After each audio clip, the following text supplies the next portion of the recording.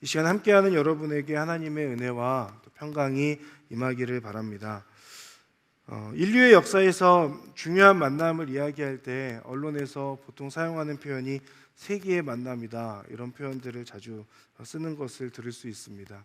어떤 분야에서 혹은 어떤 역사 가운데 큰 영향을 끼친 중요한 만남이라고 하는 의미일 것입니다. 언론의 표현대로라고 한다면은 2018년 미국과 또 북한의 정상들이 싱가포르에서 만났던 사건들이나 혹은 2019년 한국과 또 북한과 미국의 정상들이 판문점에서 만났던 사건 같은 것일 겁니다. 어느 유명한 연예인 두 사람이 만나서 결혼을 하게 되는 경우에도 이런 표현들을 자주 사용하는 것을 볼 수 있습니다. 최근에 언론에 이슈화되는 것 중에 하나가 세기의 만남으로 시작된 결혼이 세기의 이혼으로 끝났다, 이런 끝나고 있다, 이런 기사들도 우리가 좀 보고 있는 것이 사실입니다. 그러니까 이런 표현을 사용하는 것은 그만큼 많은 관심을 불러일으키는 사건이거나 그 만남으로 인하여서 역사에 큰 족적을 남기는 어떤 그런 사건이었기 때문일 겁니다. 만남을 통해서 새로운 지평이 열리는 것이 기대되거나 실제로 그런 일들이 일어나기 때문이죠. 이와 같은 세기의 만남, 그 중요한 만남을 기독교 역사 가운데 여러분 꼽아본다면 여러분은 어떤 만남을 꼽으실 수 있겠습니까? 여러 가지 내용들이 있을 겁니다. 인류 최초의 만남, 인류 최초의 인간과 인간의 만남, 아담과 하와의 만남을 생각해 볼 수도 있겠고, 모세가 미디안 광야 가운데 있는데 떨기나무에서 말씀하시는 그 하나님을 만났던 것도 어찌 보면 이스라엘 역사에 있어서는 굉장히 중요한 사건이었을 겁니다.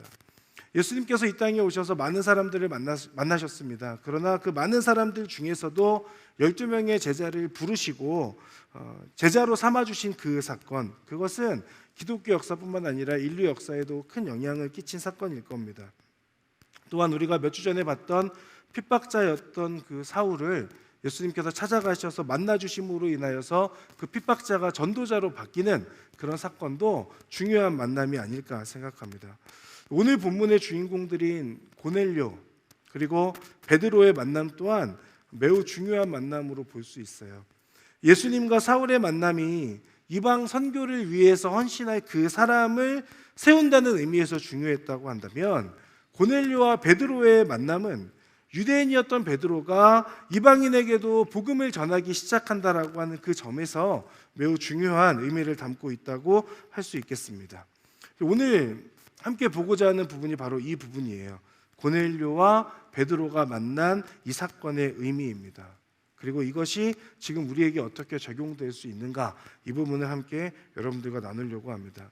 오늘 본문은 사도행전 10장 전체를 포함하는데요, 내용이 많기 때문에 좀 간단하게 정리해 본다면 로마 군대의 백부장이었던 고넬료라고 하는 한 사람이 등장합니다.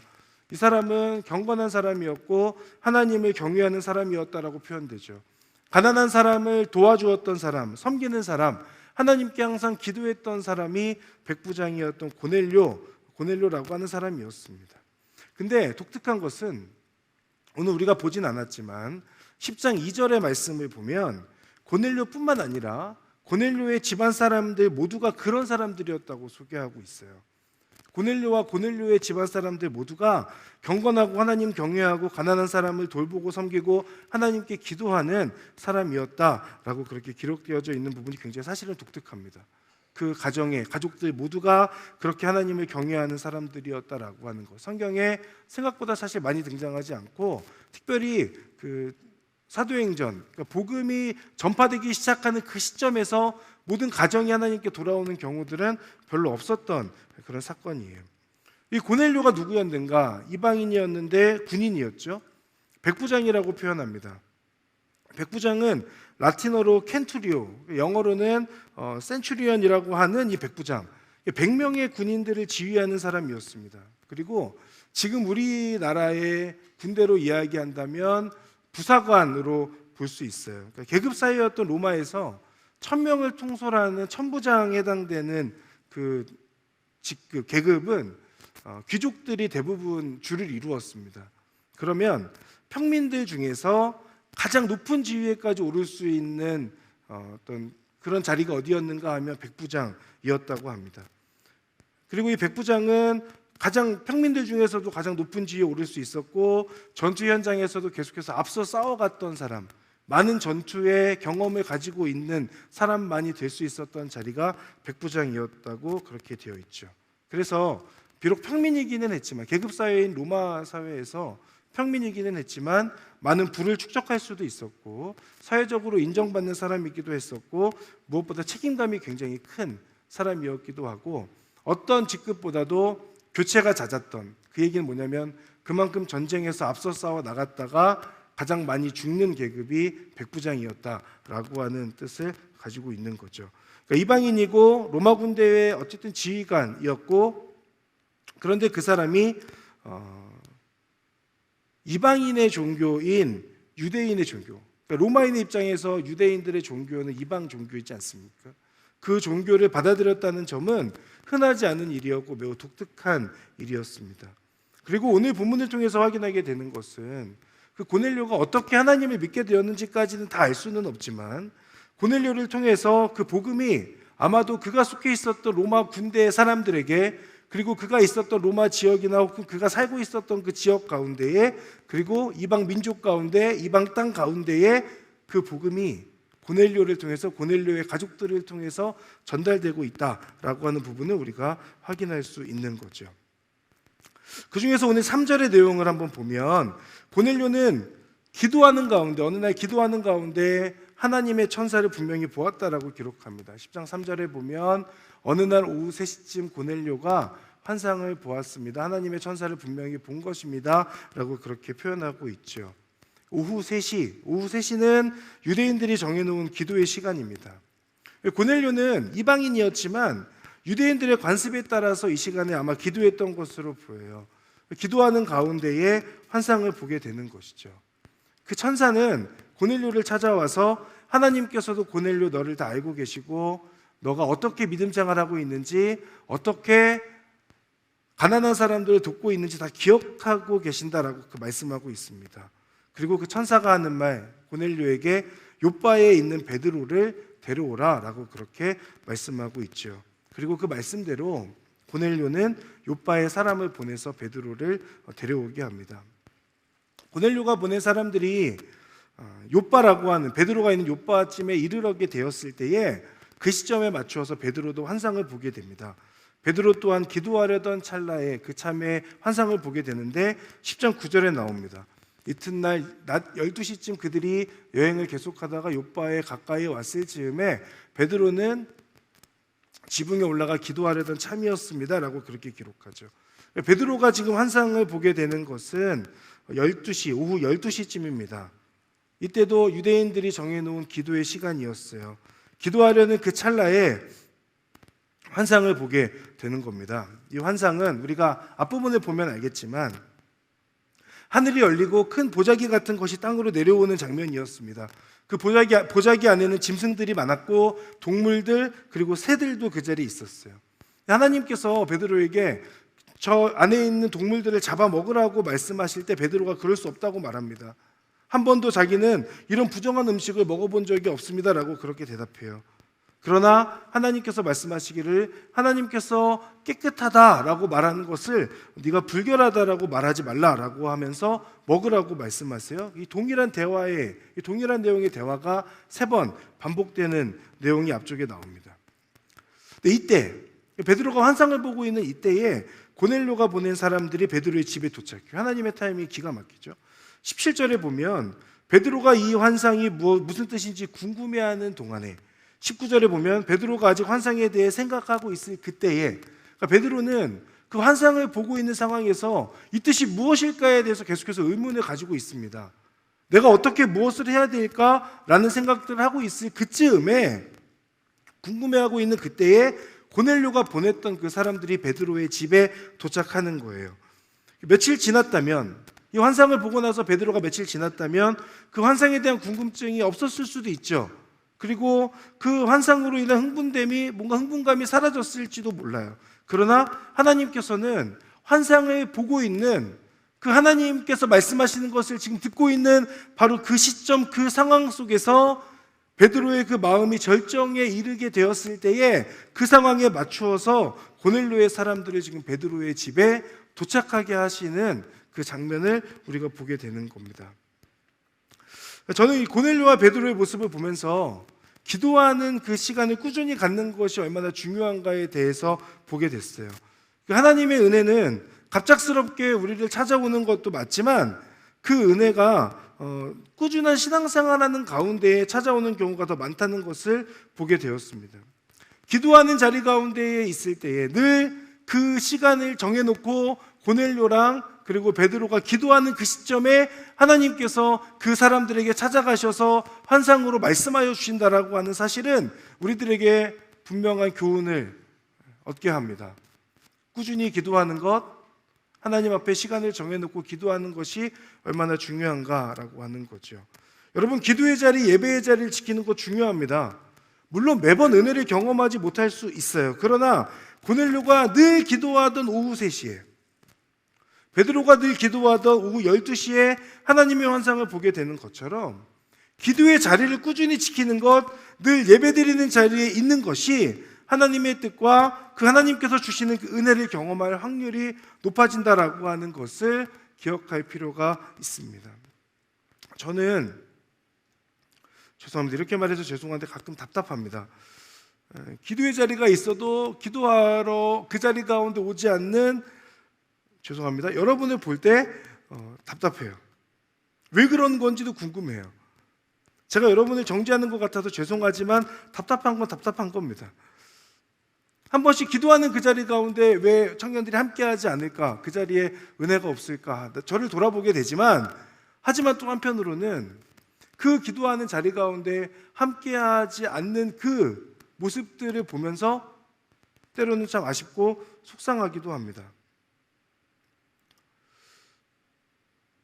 그 자리에 은혜가 없다 하여도 꾸준히 기도하는 그 상황들이 있어야 하나님의 뜻을 조금이라도 더 알 수 있는 것 아닌가라는 그런 생각도 듭니다. 그런데 생각보다 기도를 멀리한다라는 생각도 들어요.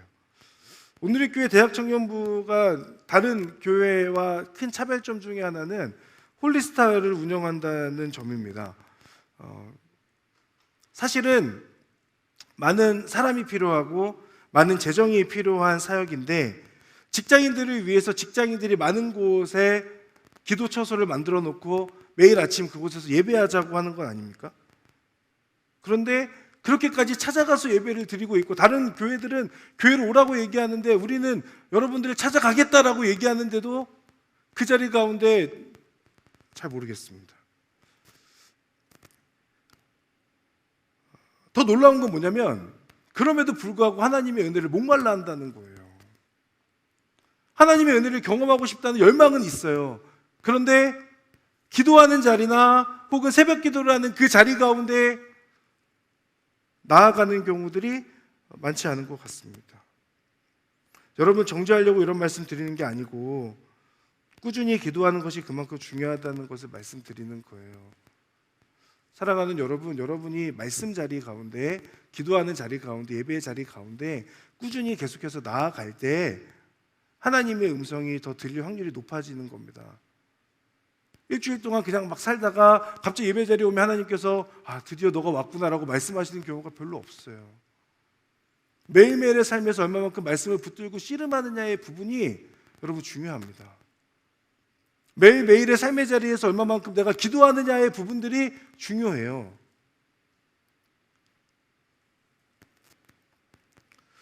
하나님과 1대1로 경험하는 그 은혜의 자리, 기도와 예배와 큐티 등의 자리에서 하나님을 만나고 하나님의 은혜를 경험하는 그 은혜가 여러분들의 삶에 빈번하기를 바랍니다. 그 가운데 하나님의 일하심이 있습니다. 그 자리가 하나님의 은혜를 경험할 수 있는 더 가까운 자리입니다. 그래서 여러분, 그 자리를 사수하셔야 돼요. 노력하셔야 돼요. 열심을 내셔야 돼요. 그러면 하나님의 은혜에 목마른 것을 넘어서 은혜로 충만한 삶을 살 수 있다고 저는 믿습니다. 사실은 순모임도 그런 시간이어야 됩니다.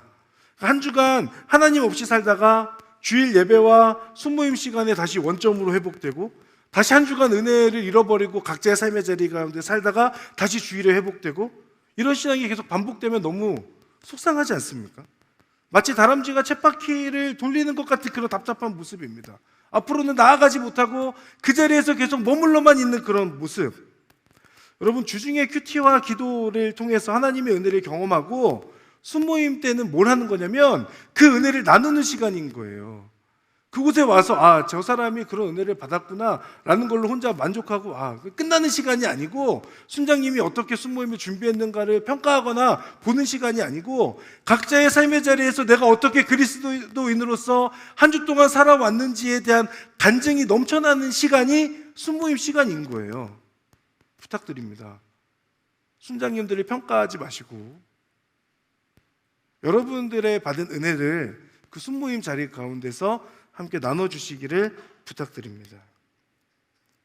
그래야 내가 받고 있는 그 은혜와 순모임에서의 은혜가 더 배가 되는 것 아닙니까? 그래야 더 담대하게 삶의 자리로 나아갈 수 있는 것 아닙니까? 다시 각자의 삶의 자리에서 은혜를 잃어버리고 살다가 예배와 순모임 가운데 다시 은혜를 경험하고 다시 한 주 동안 또 잃어버리고, 그 삶의 반복이 여러분들 가운데 있지 않기를 바라고, 하나님의 은혜로 더욱더 충만함을 경험하게 되는 여러분의 삶이 되기를 주님의 이름으로 축복합니다. 고넬료와 베드로 둘 중에 그 누구도 환상을 예측한 사람이 없었어요. 그러나 경험한 은혜와 하나님의 뜻에 둘 다 순종하게 되지 않습니까? 고넬료는 말씀하신 대로 사람들을 보내서 요바에 있는 베드로를 초대하고, 베드로 또한 말씀하신 대로 고넬료가 보낸 사람들을 따라서 가이사랴로 떠나게 됩니다. 그리고 고넬료와 베드로, 은혜 받은 사람들끼리 만나게 되죠. 고넬료와 베드로의 만남은 중요한 만남입니다. 하나님의 뜻에 의해서 하나님께서 직접 주선하신 만남이기도 하고, 이 둘의 만남이 둘의 만남으로 끝나지 않아요. 이 둘의 만남을 통해서 이후부터는 복음의 새로운 지평이 열리게 되는 겁니다. 이 둘의 만남이 기독교 역사에서 굉장히 중요한 것, 아까 언론의 표현을 빌린다면 세기의 만남이 되는 이유는 28절의 내용 때문입니다. 28절 함께 볼까요? 그들에게 베드로가 말했습니다. 여러분도 잘 알다시피 이렇게 이방 사람과 교제하거나 방문하는 것은 우리 유대 사람으로서는 율법에 어긋나는 행동입니다. 그러나 하나님께서는 어떤 사람도 불결하거나 더럽다고 해서는 안 된다고 내게 보여주셨습니다 라고 그렇게 베드로가 말하고 있죠. 유대인들이 이방 사람들을 만나고 교제하고 방문하는 것 율법을 어기는 일이라고 말합니다. 사실 정확히 말하면 율법을 어긴다기보다는 그들 유대인들의 전통을 어기는 거라고 볼 수 있어요. 어쨌든 당시 유대인들이 꺼리는 행동이었던 건 분명하죠. 오늘 본문이 중요한 것은 그들의 전통 혹은 율법이라고 하는 그 경계를 계속해서 건들고 있다고 하는 점입니다. 그리고 그 경계를 넘어간다는 점에 있어요. 유대인과 이방인이라고 하는 그 경계 안에 갇혀 있었던 지금까지의 삶에서 이방인에게 한 걸음 더 나아가는 유대인의 모습, 그리고 유대인들의 관습을 알고는 있지만 그 유대인을 받아들이는 이방인의 그 모습, 이것이 복음 안에서 가능해지는 것을 오늘 본문을 통해서 우리가 확인하게 되는 겁니다. 복음이 이런 거죠. 하나님의 은혜, 예수님의 사랑, 그것은 나의 경계를 넘게 합니다. 그런 의미에서 사실 오늘 우리 교회 전체가 가지고 가는 예배 설교의 제목, 편견을 넘어서 자유의 복음으로 라고 하는 것은 굉장히 의미 있는 제목이라고 할 수 있어요. 각자의 경계를 넘어가는 고넬료와 베드로의 모습을 보면서 오늘 제가 주목하게 된 부분은 그 두 사람의 만남을 통해서 이 두 사람도 자신들이 가지고 있었던 그 믿음, 그리고 한계를 넘어서고 있다는 점입니다. 경계를 넘고 한계를 넘어서 성장하는 그 믿음의 모습을 두 사람의 모습 속에서 보게 되는 것이죠. 그래서 설교 제목을 믿음이 성장하고 싶다면 이라고 정해봤습니다. 그러면 믿음이 성장하고 싶다면 어떻게 해야 되는가? 이 부분에 대해서 고넬료와 베드로의 모습을 보면서 세 가지 정도를 함께 여러분들과 나누려고 합니다. 먼저 첫 번째는 의심하지 않고 믿는 겁니다. 의심하지 않고 믿는 것. 굉장히 어려운 일이지만 이 부분이 우리에게 필요하다. 24절을 함께 보겠습니다. 24절 같이 한번 읽어볼까요? 시작. 이튿날 그는 가이사랴에 도착했습니다. 고넬료는 친척들과 가까운 친구들을 불러놓고 기다리고 있었습니다. 아멘. 자, 고넬료가 사람들을 베드로에게 보냈습니다. 사실 베드로가 가이사랴로 올 거라고 하는 보장이 없었죠. 그러나 고넬료는 사람들을 베드로에게 보내놓고 그냥 기다린 것이 아니라 친척들과 가까운 친구들을 불러놓고 기다리고 있습니다. 이것은 고넬료 안에 베드로가 우리 가운데 찾아올 거라고 하는 것에 대한 분명한 확신이 있었다는 것을 의미하죠. 하나님께서 베드로를 불러오라고 말씀하셨으니 하나님의 말씀대로 그대로 이루어질 것이다 라고 하는 그 믿음입니다. 그 믿음으로 친척들과 가까운 사람들을 부른 것 아닐까. 사랑하는 여러분, 믿음이 성장하고 싶다면 의심하지 않고 믿어야 되는 겁니다. 말씀을 말씀 그대로 믿는 겁니다. 믿는다는 것은 나의 상황과 환경과 그것이 근거가 아니에요. 내가 근거가 아닙니다. 믿음의 대상인 하나님이에요. 그러니 하나님의 말씀을 믿는 겁니다. 기록된 말씀을 믿고 그대로 순종하며 살아가는 겁니다. 동시에 기도할 때 주신 그 마음이 나에게 있다면은 그 마음을 가지고 순종하는 겁니다. 고민하고 계산하는 것이 아니라 고넬료처럼 베드로처럼 즉시 실행하는 것, 나를 내던지는 것입니다. 여러분, 믿음의 행동은 마치 번지점프랑 같아요. 물론 번지점프는 무섭습니다. 작년에 MC단과 번지점프하는 곳에 갔었는데 뛰지는 못했습니다.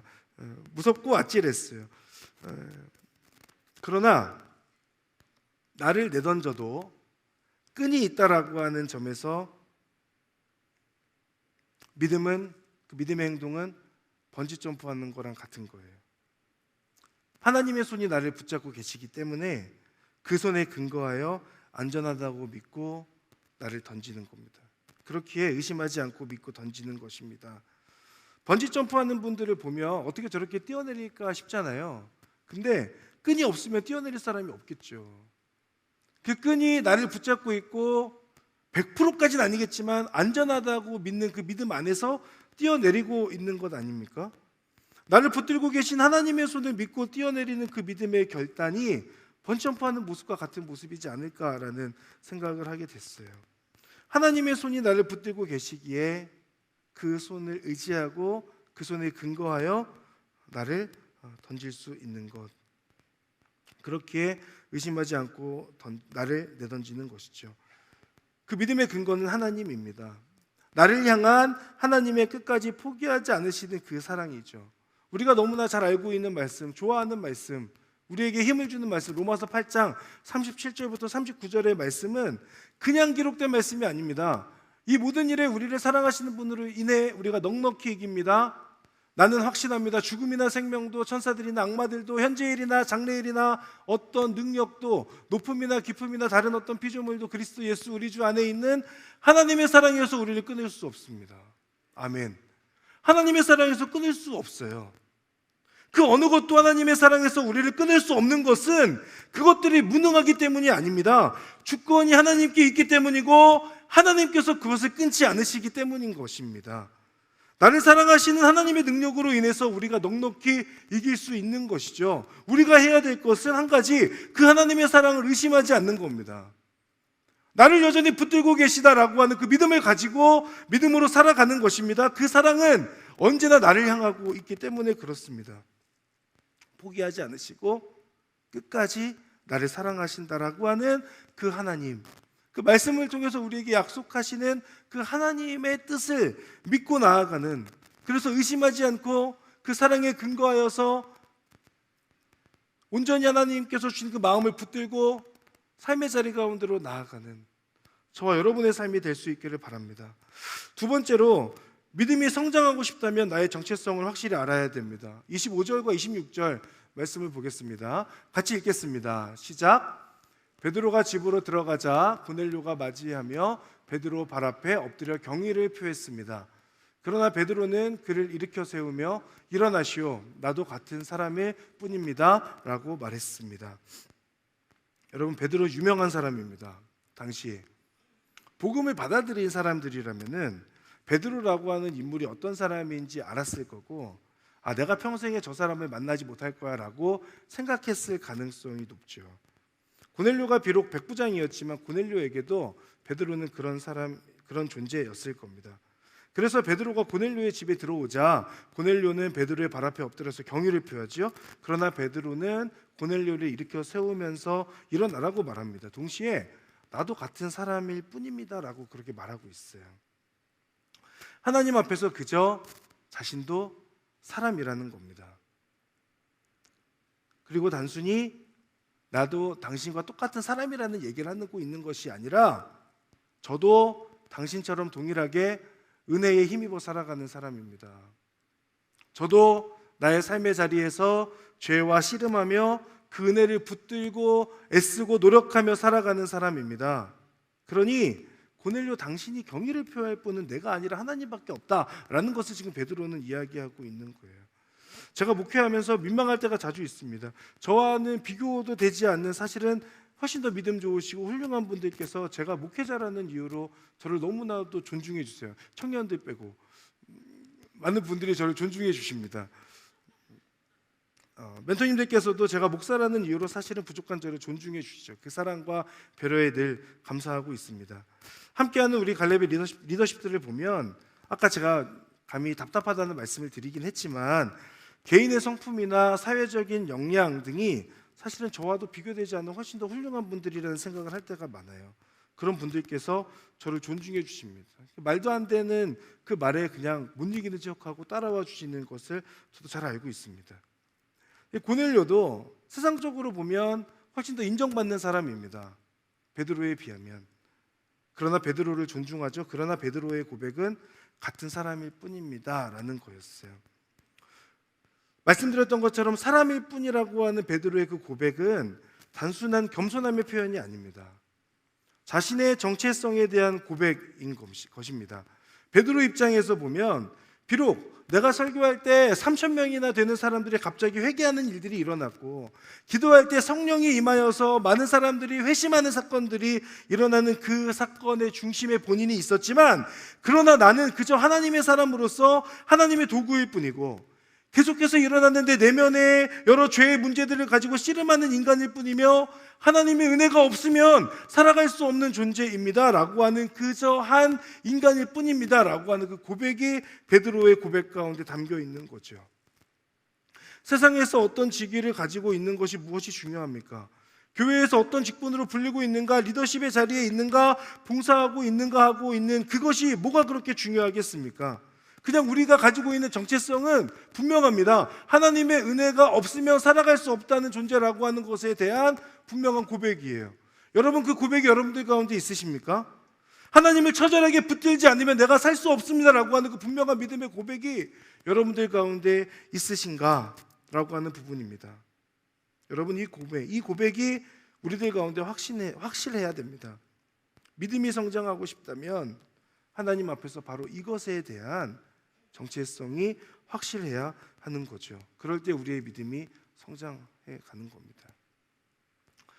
믿음이 성장하고 싶다면 세 번째로 나의 생각을 내려놓을 수 있어야 합니다. 여기에서 나의 생각이란 편견이라고 할 수 있어요. 편견은 사전적 정의에 의하면 공정하지 못하고 한쪽으로 치우친 생각입니다. 기억하지 못하시겠지만 저도 편견이 있다고 말씀드린 적이 있습니다. 일본에 대한 편견. 일본은 나쁘다. 여긴 꼭 이겨야 된다라고 하는 그런 생각. 근데 러브 소나타로 인해 사실은 제 편견이 많이 사라졌습니다. 그 편견이 사라지게 된 계기는 일본에게도 복음이 필요하다라고 하는 생각이 들었기 때문입니다.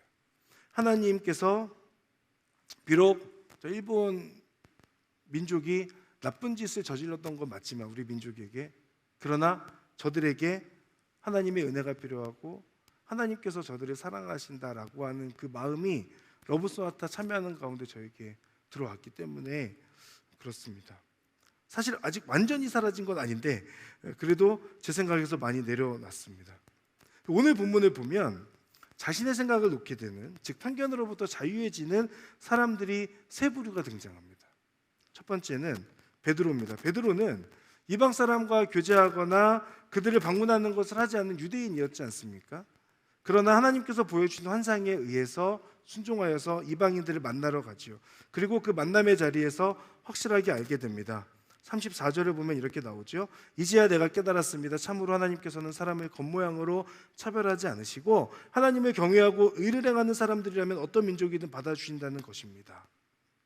하나님을 경외하고 의를 행하는 사람이라면 누구든 어떤 민족이든 상관없이 하나님의 자녀로 받아주신다라고 하는 그 사실을 베드로가 알게 되고, 베드로 가운데 있었던 편견 그리고 사회적인 율법이나 전통에 의해서 가지고 있었던 그 생각들이 깨지는 것을 확인하게 되지요.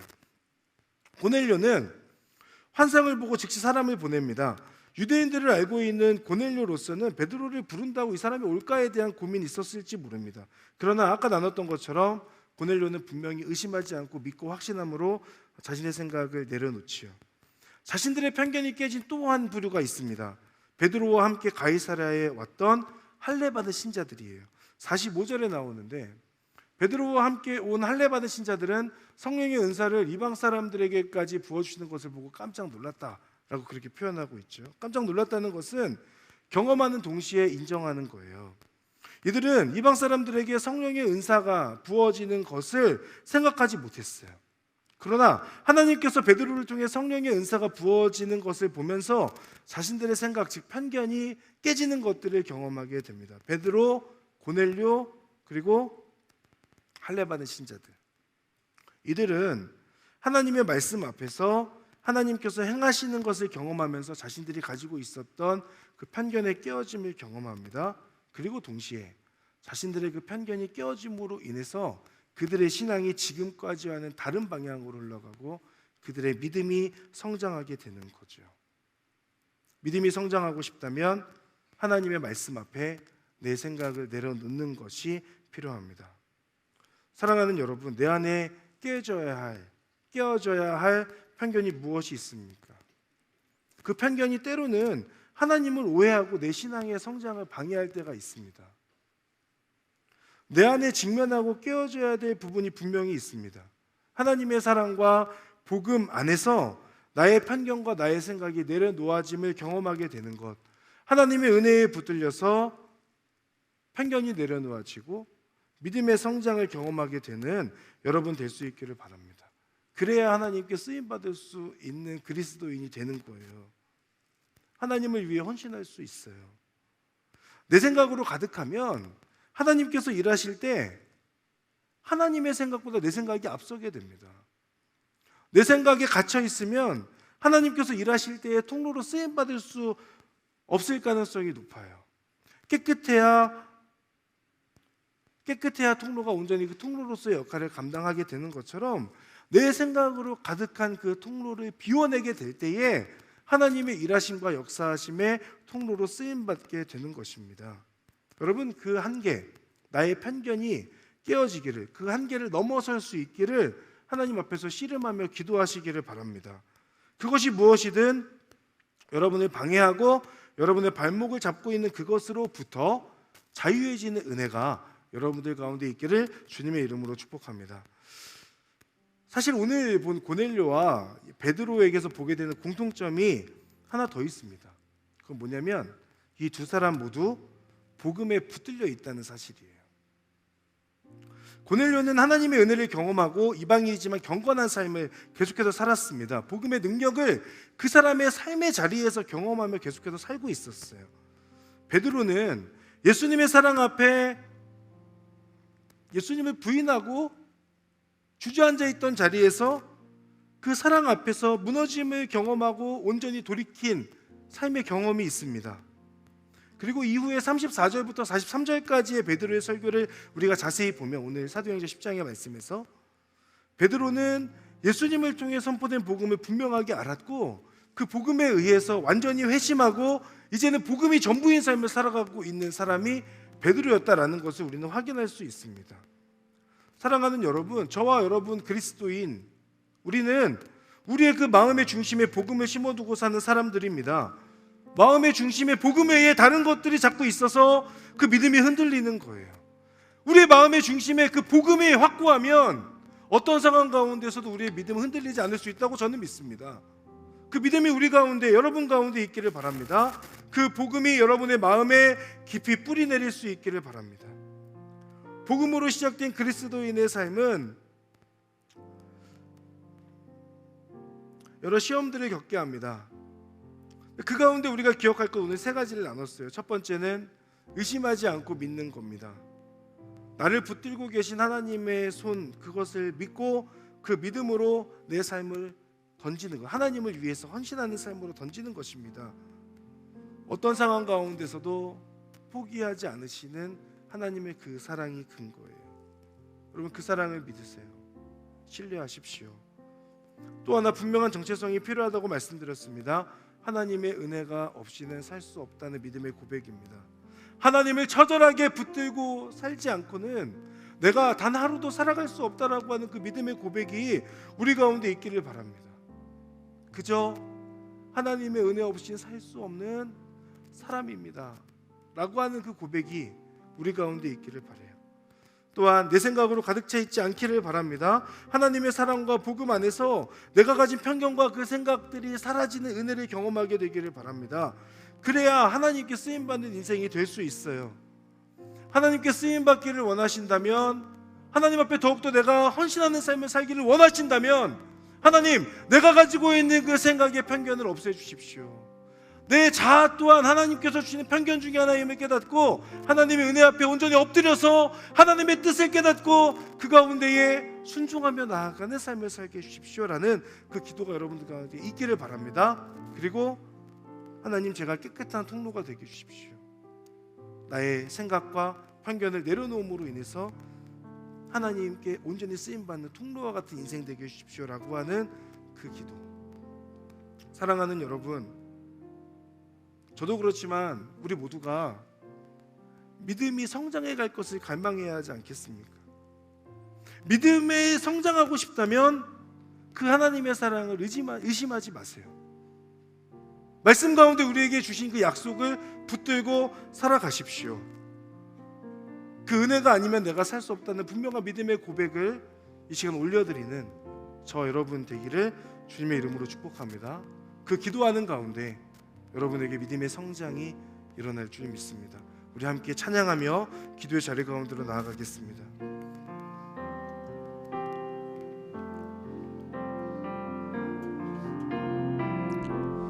은혜 아니면 살아갈 수가 없네.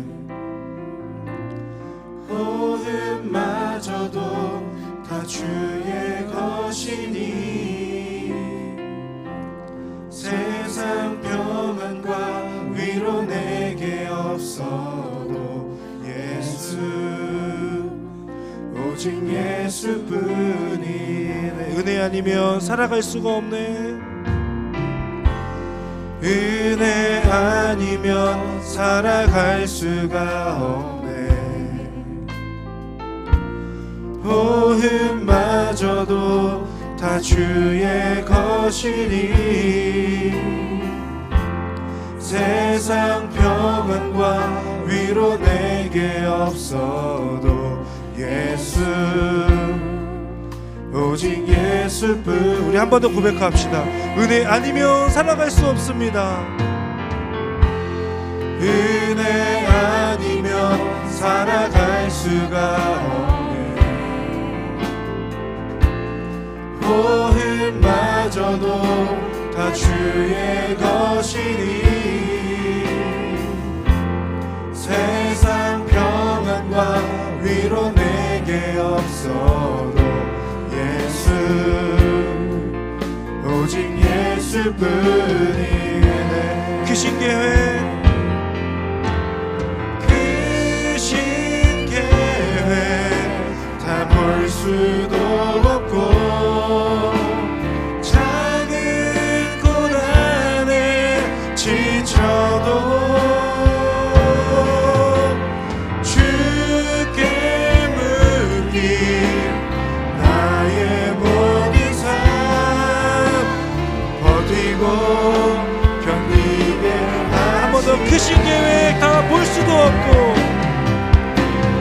크신 계획 다 볼 수도 없고 작은 고난에 지쳐도 주께 맡긴 나의 모든 삶 버티고 견디게 하시네.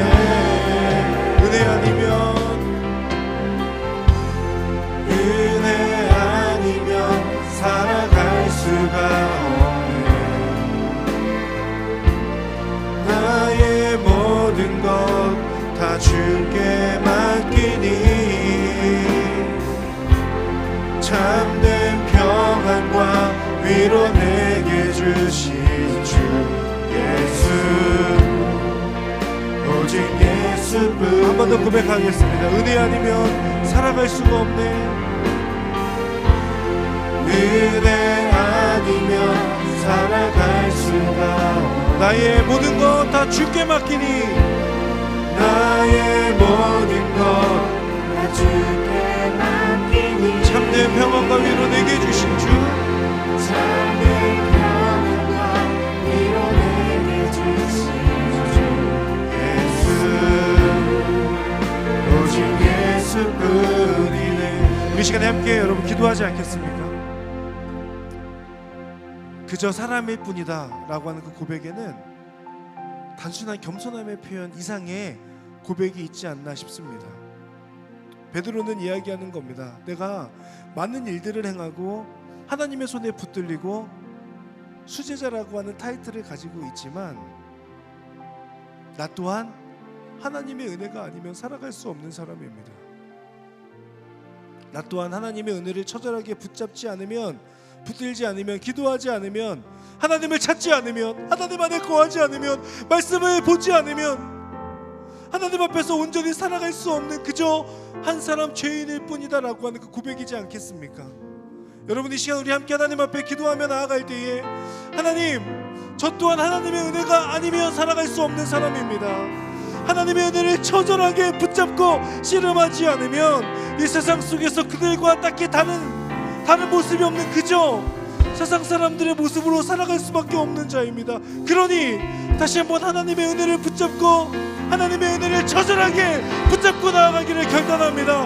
하나님의 은혜를 더하여 주시옵소서. 하나님 그 말씀에 은혜에 붙들려서 살아가는 자가 되게 하여 주시옵소서. 기도함을 통하여 하나님의 뜻을 묻고 그 뜻에 순종하며 살아가는 인생이 될 수 있도록 인도하시고 함께하여 주시옵소서. 이 시간 주여 한번 부르며 하나님 앞에 하나님의 은혜를 붙잡고자 기도하며 나가겠습니다. 주여! 사랑하는 하나님, 하나님의 은혜를 붙잡고 살아가는 믿음의 발걸음을 믿게 하여 주시옵소서. 하나님의 크신 하나님의 은혜 앞에 믿음으로 나아가기를 소망하오니 주님의 역사하심 속에 아버지를 바라보는 그 믿음으로 나아가도록 주여 인도하시고 함께하여 주시옵소서. 하나님 앞에 분명한 정체성이 드러나기를 소망합니다. 아버지 하나님 도와주시고 아버지 함께하여 주셔서 하나님의 은혜가 우리 아버지를 바라보는 그 믿음으로 나아갈 수 있도록 주여 인도하시고 함께하여 주시옵소서. 하나님 아버지, 은혜가 없으면 아버지 은혜를 전면하게 붙잡지 않으면 믿음으로 살아갈 수 없는 사람임을 고백합니다. 아버지 하나님의 은혜에 붙들린 인생이 되게 하여 주옵소서. 하나님을 바라보는 믿음으로 나아갈 수 있도록 주여 인도하시고 함께하여 주옵소서. 아버지를 바라보는 그 믿음으로 나아갈 수 있도록 주여 인도하시고 역사하여 주시옵소서. 하나님의 뜻을 쫓아가는 인생 될지어다. 아버지를 바라보는 믿음으로 나아가게 하여 주십시오. 이 시간 한번 하나님 앞에 기도하며 나아갈 때에 하나님께 온전히 쓰임받기 위하여서 나아가는 믿음의 사람이 되고 싶은데 하나님의 역사하심의 통로로 쓰임받기에는 내 안에 나의 생각이 너무 많고 때로는 그것이 나에게 편견이 되어서 하나님의 일하심을 제한하기까지도 합니다. 하나님 기도합니다. 오늘 이 시간 기도하는 것을 통하여 내 안에 있는 그 모든 편견과 나의 생각들이 사라지게 하여 주시옵소서. 하나님의 손에 온전히 붙들린 인생이 되게 하여 주시고 하나님의 깨끗한 통로로 온전히 쓰임받는 인생 될 수 있도록 하나님 역사하시고 함께하여 주시옵소서. 우리 시간 주여 한번 부르며 한번 더 하나님 앞에 이렇게 기도하며 나가겠습니다. 주여!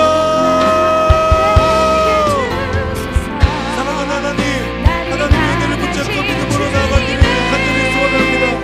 주님 역사하심 속에 아버지 하나님을 붙들고 믿음으로 나아갈 수 있도록 주님 인도하시고 함께하여 주시옵소서. 하나님 내 모든 생각들이 내려놓아지고 하나님의 은혜를 온전히 경험하게 되고 아버지 나의 모든 생각들을 아버지 앞에 내려놓는 은혜를 더하여 주옵소서. 그 나의 모든